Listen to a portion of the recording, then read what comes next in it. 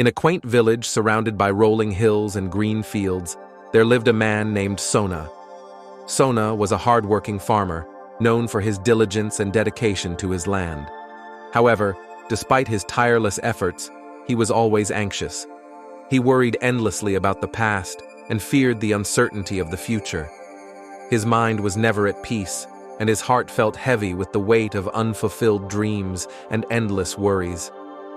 Every morning, Sona would wake up with a sense of dread, thinking about the mistakes he might have made and the challenges that lay ahead. His mind was a constant storm of what-ifs and if-onlys. He often found himself lost in thought while working in his fields, unable to enjoy the simple pleasures of life. His family and friends noticed his distress, but didn't know how to help him. One day, a neighbor told Sona about the enlightened Buddha, who was teaching in a nearby grove. The neighbor spoke of Buddha's wisdom and the peace that his teachings brought to many people. Desperate for relief from his constant anxiety, Sona decided to visit Buddha and seek his guidance. Early the next morning, Sona set out on his journey. He walked through the serene countryside, his mind racing with questions and doubts. After several hours, he arrived at the grove where Buddha was said to be. He saw a small crowd gathered around a serene figure seated under a large banyan tree. The air was filled with a sense of calm and tranquility. As Sona approached, he heard Buddha speaking to the people. Buddha's voice was gentle and soothing, like a calm river flowing through the forest. Intrigued, Sona found a place to sit and listened intently. Buddha began telling a story. A man was once struck by a poisoned arrow, he said. The crowd listened in rapt attention. Instead of letting his friends and family remove the arrow immediately, the man insisted on knowing who shot it, what kind of bow was used, and the type of poison on the arrow. By the time his questions were answered, it was too late. The poison had taken his life. The crowd murmured in understanding, and Sona felt a pang of recognition. Buddha turned his gaze towards Sona, his eyes filled with compassion and understanding. "Do not be like the man with the poisoned arrow," Buddha said, addressing Sona directly. "The present moment is all we have, and worrying about the past or future only brings more suffering. Focus on the now, and you will find peace." Sona felt a profound shift within him. The story resonated deeply with his own experiences. He realized that his constant worrying was like the poisoned arrow, causing unnecessary suffering. He understood that he had been so focused on his fears and regrets that he had forgotten to live in the present. After the teaching, Sona approached Buddha with a respectful bow. "Wise one," he said, "your words have opened my eyes.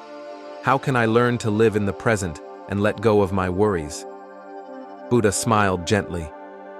"Begin with mindfulness, Sona.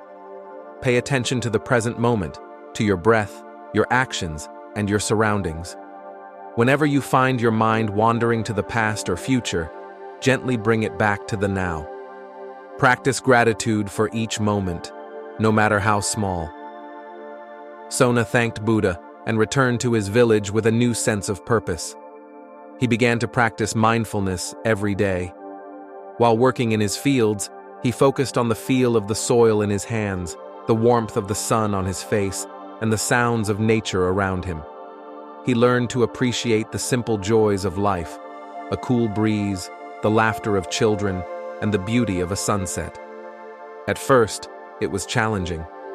His mind still wandered to his worries and regrets, but with patience and practice, he learned to gently guide his thoughts back to the present. He discovered that mindfulness was like a muscle that needed regular exercise to grow stronger. With time, Sona's heart lightened, and he found joy in the simple act of living in the present.